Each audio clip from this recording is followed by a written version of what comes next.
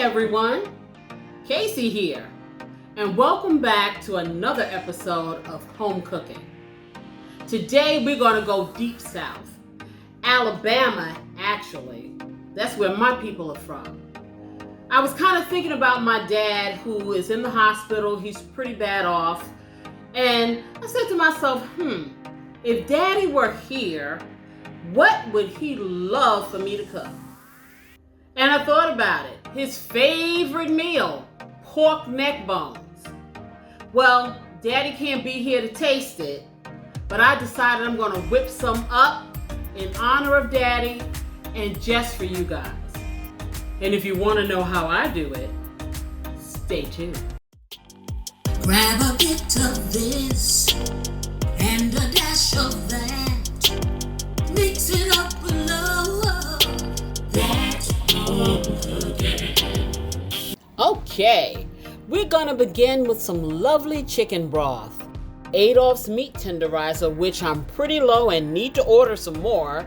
Black pepper, garlic powder, some butter, Lowry seasoning salt, ground cayenne pepper, celery flakes, chives, 10 pounds of wonderful pork neck bones, a red onion, red bell pepper, and some fresh rosemary.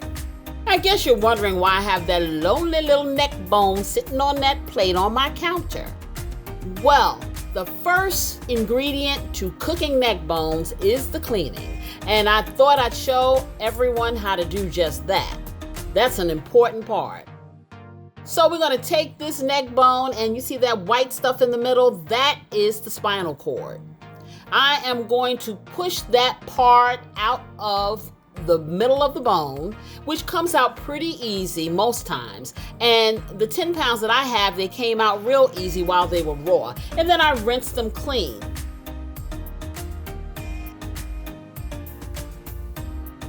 Now there's the second part to the cleaning process, which is called parboiling, which simply means to partially boil before you take it to the final step of cooking. This is very important. Even if it looks like it's clean now, there are still some things that need to come up off these neck bones that you don't want to eat. So we're going to take these neck bones. I'm going to put them in my 8-quart cook pot because I have 10 pounds. And once I get them inside this cook pot, I am going to fill the pot up as high as I can without overflowing with cold water. And I'm going to say it again, cold water. Why cold water? Because if you make it hotter, it's going to start cooking your meat. And we don't want these neck bones to be tough. We just are trying to clean them at this point. And the parboiling process will do just that, not cook it. So let's get the neck bones in the pot.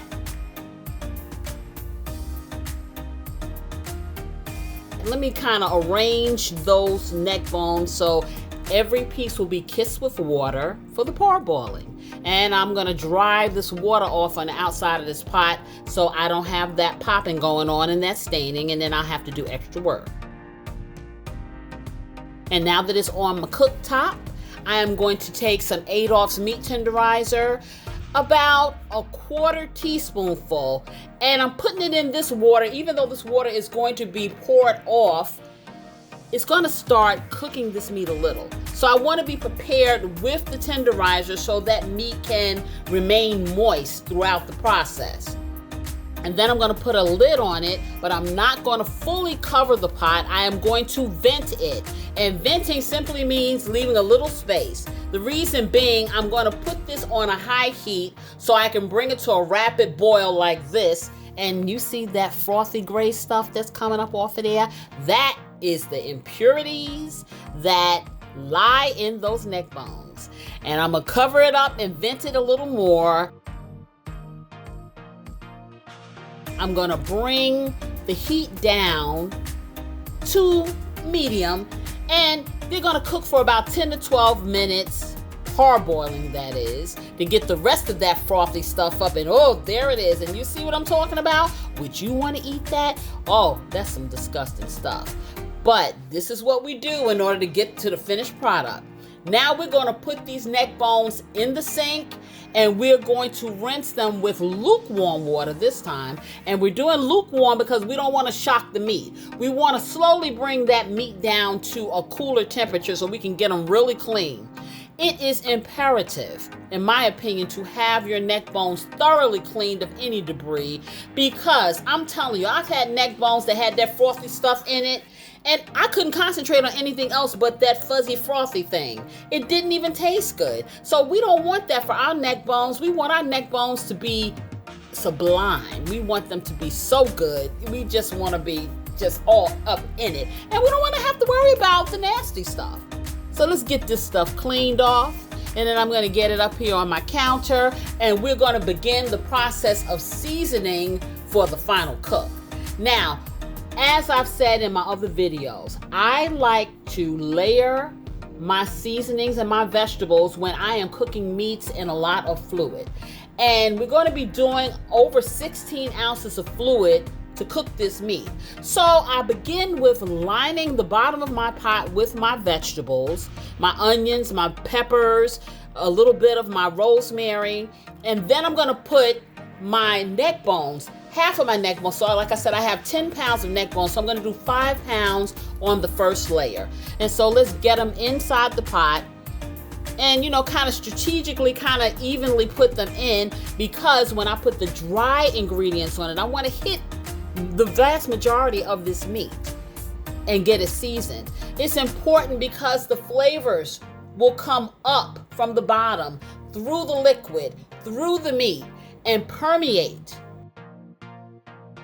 Once I get that in, then I'm going to put another 1/4 teaspoon of Adolph's meat tenderizer on this meat, because remember, this meat is not cooked, and I need for it to hold in the rest of those juices and be as tender as possible. So you get a 1/4 teaspoon here, and then I'm going to hit it with my Lowry's, because I like to do that, and that's going to be a teaspoonful. And then I'm going to come in with my fave, the garlic powder, which is another teaspoonful. And after which, I'm going to hit it up with some black pepper, because I can do that because the kids are not eating any. And I can go for the gusto. And that's in a teaspoonful. So pretty much all of my dry seasonings are going to be 1 teaspoonful for that first layer. I'm going to hit you up with some ground cayenne pepper.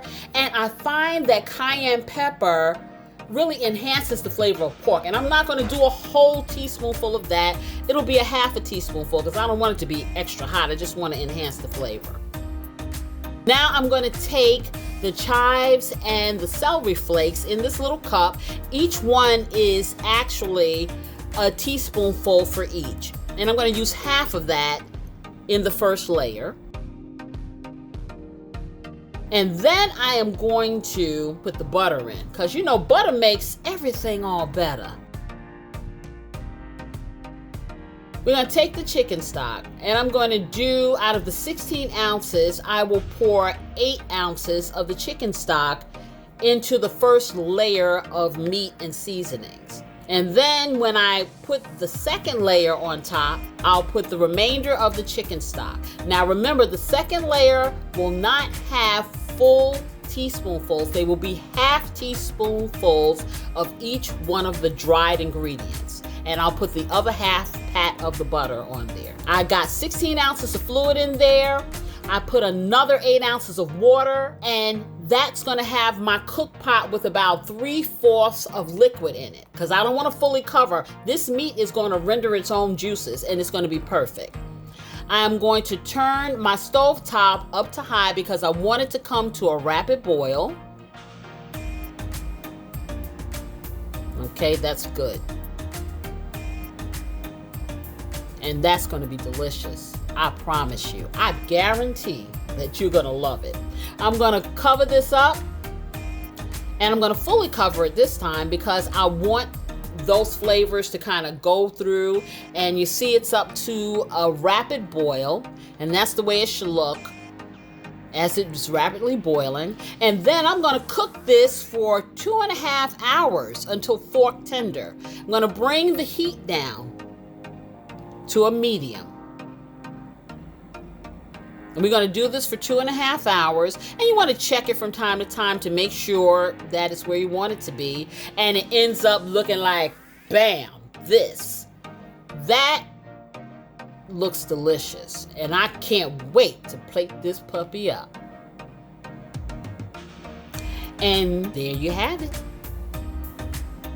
This takes me back to when I was a kid. When my mother used to cook this for my father. Oh my goodness. Daddy, this bite right here is for you. Here you go. I can't.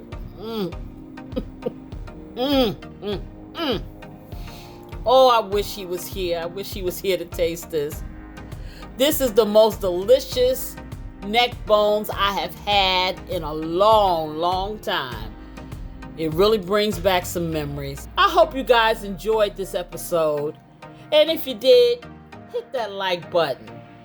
Remember to subscribe. Oh, and don't forget to click the notification bell so you'll always know when I'm coming at you with a new recipe. And as always, you know what I wish you. Love, peace, and a whole lot of joy. See you on the flip side. Bye-bye. That's home cooking.